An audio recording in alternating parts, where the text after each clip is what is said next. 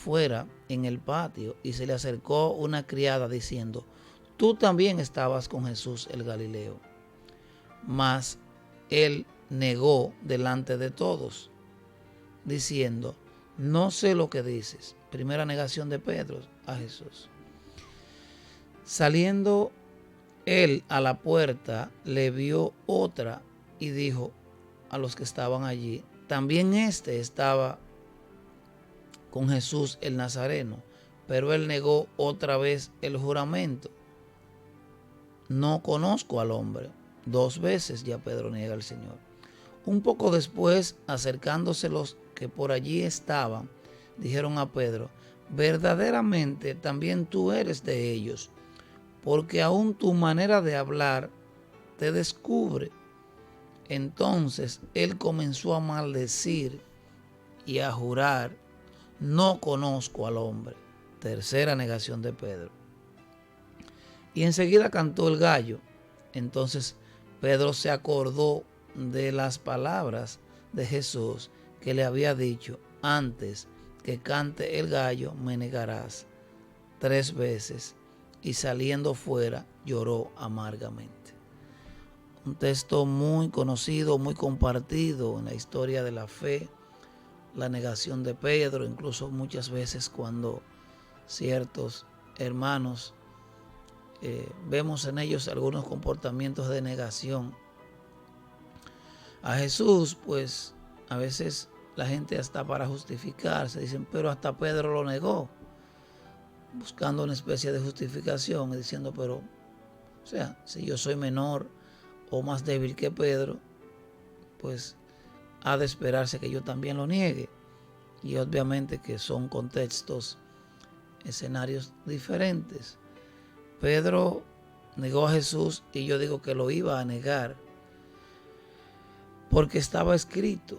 Ya Jesús había determinado que Pedro lo haría, y obviamente que las palabras del Señor se cumplen. De eso no hay duda, independientemente de las causas, a las circunstancias en las que nos muevan a que eso ocurra. Si el Señor determinó algo, ha de ocurrir, y punto. Y si nos vamos un poquito más hacia atrás, ahí mismo, Mateo 26, pero en el verso 30, para que veamos cuando Jesús le dice a Pedro que había levantado el pechito diciendo que estaría con él siempre.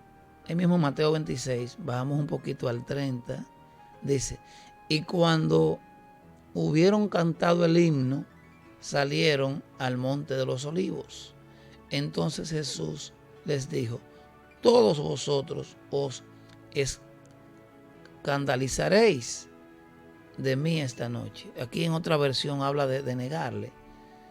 Porque escrito está: heriré al pastor y las ovejas del rebaño serán dispersadas. Pero después que haya resucitado, iré delante de vosotros a Galilea. Respondiendo Pedro, le dijo: aunque todos se escandalicen, o sea, aunque todos te nieguen, aunque todos se escandalicen de ti, yo nunca me escandalizaré. Pedro, levantando el pechito de la autosuficiencia, que era muy común en él: Señor, aunque todos te nieguen, yo no lo haré. Entonces aquí viene la declaración profética. Jesús le dijo: de cierto te digo que esta noche, antes que el gallo cante, me negarás 3 veces. Pedro le dijo: aunque me sea necesario morir contigo, no te negaré. Y todos los discípulos dijeron lo mismo. Ciertamente que cuando vemos esta negación de Pedro, pudiera entrar en nosotros algún tipo de razonamiento de cosas que humanamente nos ocurren. Sin embargo, ya estaba determinado que iba a ocurrir. Cuando el Señor ha determinado algo, simple y sencillamente ocurre, sucede. Esas palabras no quedan en el aire, ya Él lo determinó. Pero hay un punto importante acá, y es que pudiéramos decir que Pedro negó a Jesús porque no se negó a sí mismo. Y verdaderamente que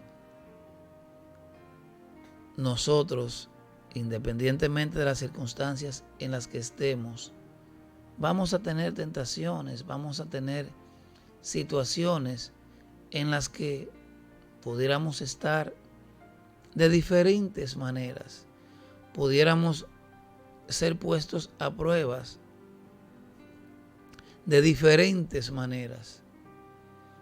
Aquí esta negación de Pedro es algo literal, textual. Primero porque ya Jesús lo había determinado. Y segundo porque se da un escenario para que ocurra. Pero hay muchos escenarios en nuestras vidas en los que no están determinados por el Señor que le neguemos. O sea, no son profecías, sino circunstancias que ponen en evidencia nuestra debilidad, nuestra flaqueza, nuestra falta de fe,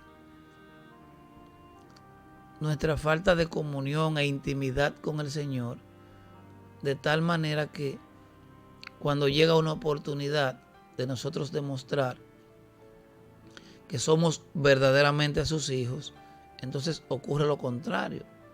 Lo que hacemos es que le negamos. Y decía que Pedro negó a Jesús porque no se negó a sí mismo. Y el mismo Jesús, en su momento difícil, de angustia, de dificultad, pudiéramos decir que la mayor prueba, ya al final, cuando Jesús dijo al Padre, si es posible, pasa de mí esta copa, pero que no se haga mi voluntad, sino la tuya. Ciertamente que la carga, la dificultad, el peso, la situación en la que estaba Jesús era bastante difícil. Tener que separarse del Padre, de su compañero de toda la vida, de toda la eternidad.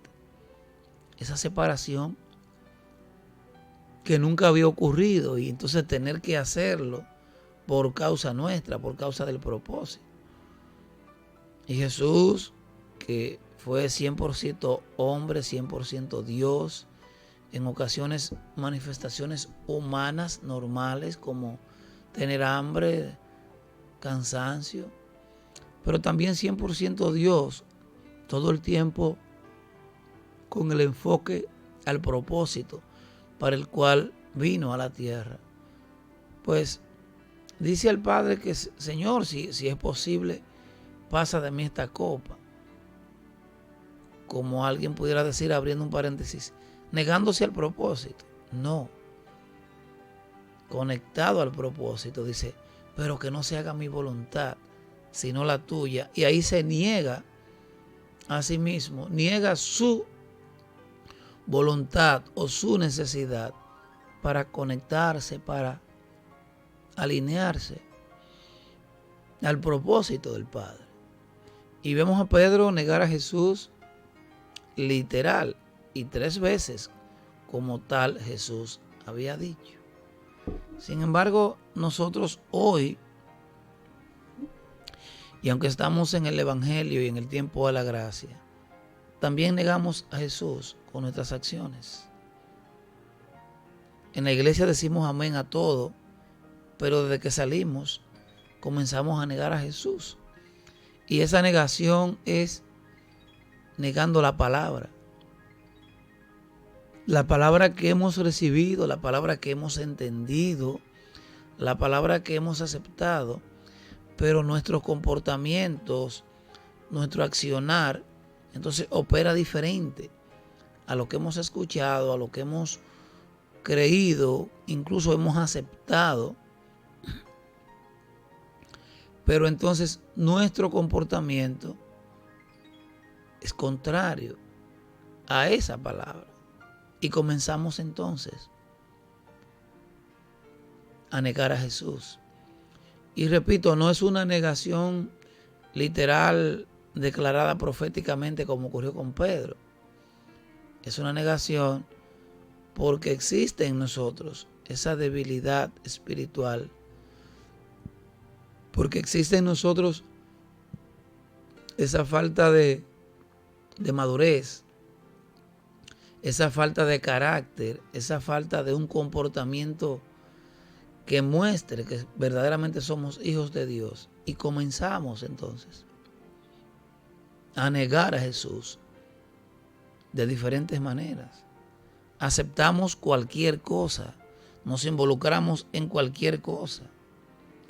Nuestras actuaciones muchas veces no nos diferencian de los que no conocen a Dios, de los que no son cristianos. Y con todo esto, entonces nosotros estamos negando a Jesús. Y ciertamente que estamos en una época del año muy especial, muy particular, en la que comienza a separarse lo real de lo ficticio. Y podríamos decir que este tiempo es el tiempo en el que verdaderamente se debe vivir el Evangelio. Y hago el énfasis de verdaderamente porque es un tiempo muy especial en el que los ambientes propios de la época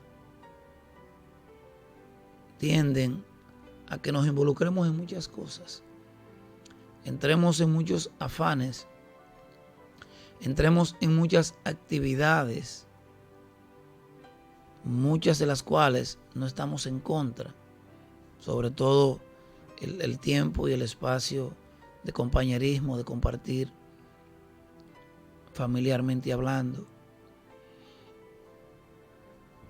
otros ambientes laborales, etc.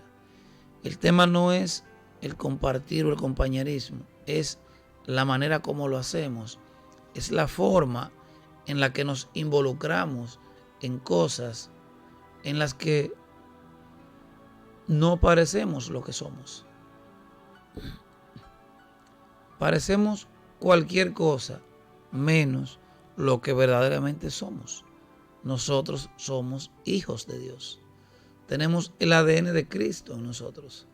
Y nuestro comportamiento en todas las cosas debe ser semejante al de Jesús. Debemos representarle. Debemos actuar de tal manera que sea notorio que somos hijos de Dios. Pero cuando hacemos lo contrario, cuando nuestro comportamiento no refleja, así como le decían a Pedro, tú eres de ellos, tú hablas como ellos, tú hablas como Jesús, tú te comportas como Él, tú te pareces. Es porque había en Pedro una formación, un carácter, había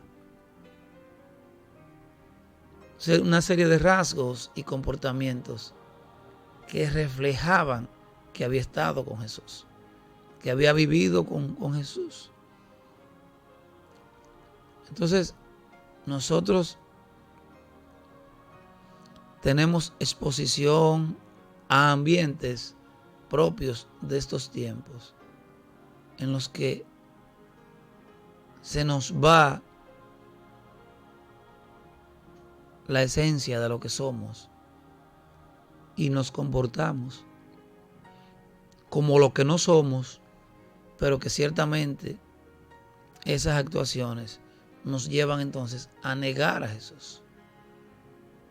Nos involucramos en ambientes tal cual los demás, tal cual los que no conocen al Señor, tal cual los que no han tenido esa relación, ese encuentro, tal cual a los que no le ha resplandecido la verdad de Cristo. Y nos envolvemos en todos los ambientes y las ofertas propias de este tiempo. Entonces, negamos a Jesús. Y el Señor Jesús no sacó a Pedro del propósito porque lo negó. Sin embargo, Pedro pagó las consecuencias de la negación. Y ahí mismo en el capítulo 26, dice el verso 75, entonces Pedro se acordó de las palabras de Jesús que le había dicho: antes que cante el gallo, me negarás 3 veces. Y saliendo fuera, lloró amargamente. Y ese amargamente me conecta con David, cuando pecó, cuando se sintió en esa separación de lo que era esa comunión con el Señor por haber vivido en su voluntad. Cuando David pecó, dijo: vuélveme el gozo de la salvación.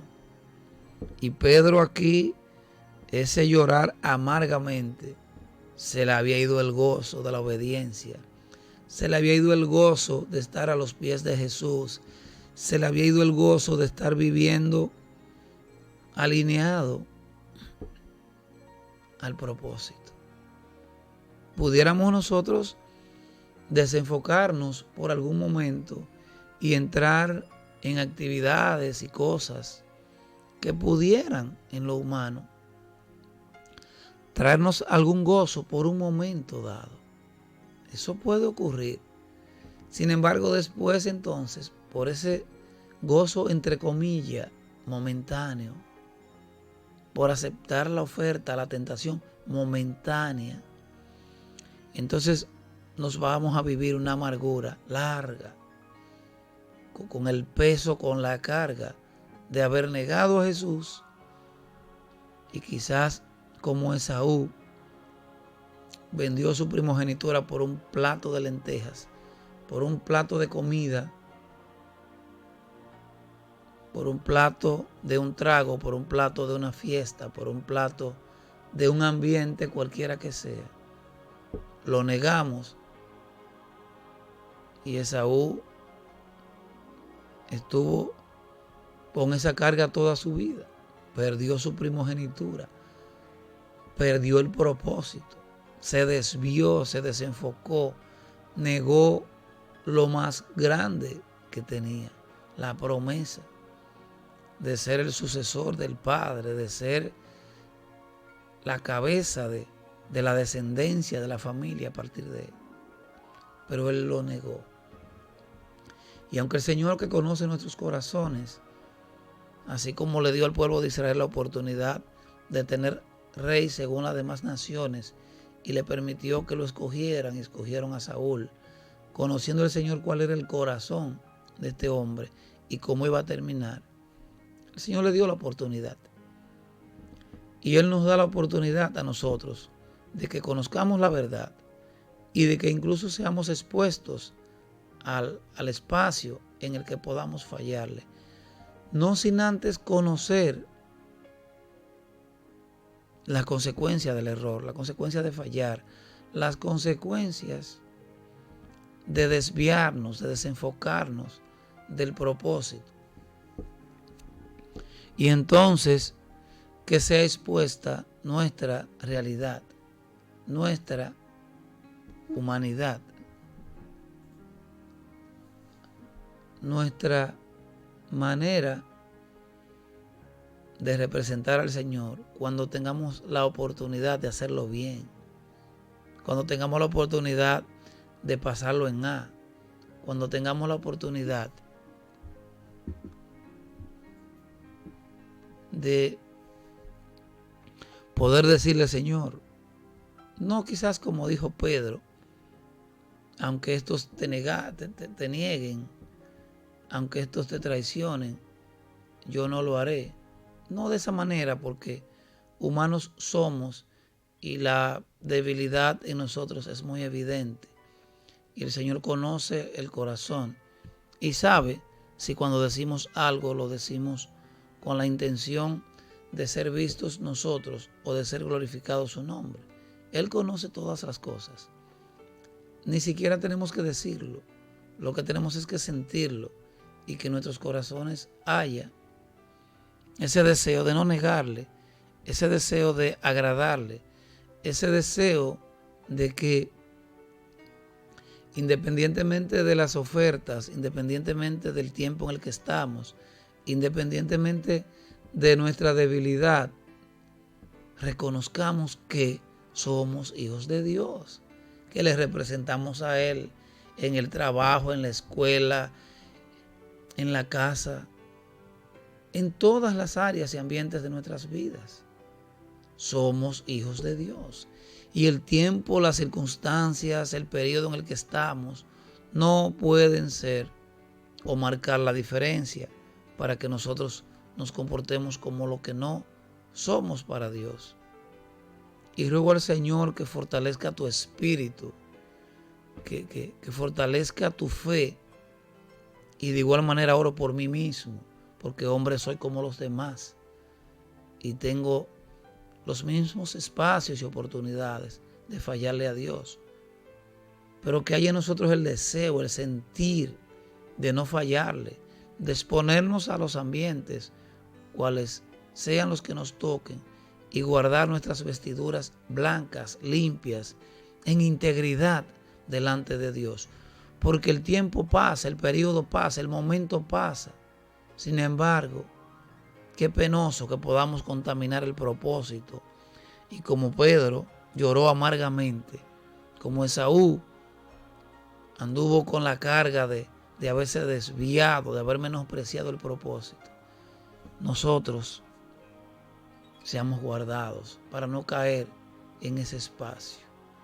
Y en este día el Señor, en su sabiduría, en su gracia, en su misericordia y en su propósito para con nosotros y para con usted que está ahí conectado por el Facebook, para usted que está en la radio, ya sea por Radio Bonao, por Latina, por la web, por la vía que sea, es esta palabra. Mi hermano, guarde sus vestiduras en integridad delante de Dios para que podamos pasar todos los tiempos y los periodos de nuestras vidas, de esta tierra, y que podamos nosotros representarle dignamente, con integridad, con carácter, con madurez, para que sea notorio que somos hijos de Dios y que le agrademos en todas las cosas, en todas las circunstancias. Ruego al Señor que guarde tu corazón para que seas hallado íntegro, para que seas hallado fiel y que podamos vivir este evangelio con integridad delante de Dios en todas las áreas, en todos los escenarios de nuestras vidas. El tiempo en la radio se termina por hoy, pero usted tiene todo un día para seguir conectado a este altar radial que es Radio Bonao Bendición, los 800 AM del dial, para la ciudad y las zonas aledañas, y Radio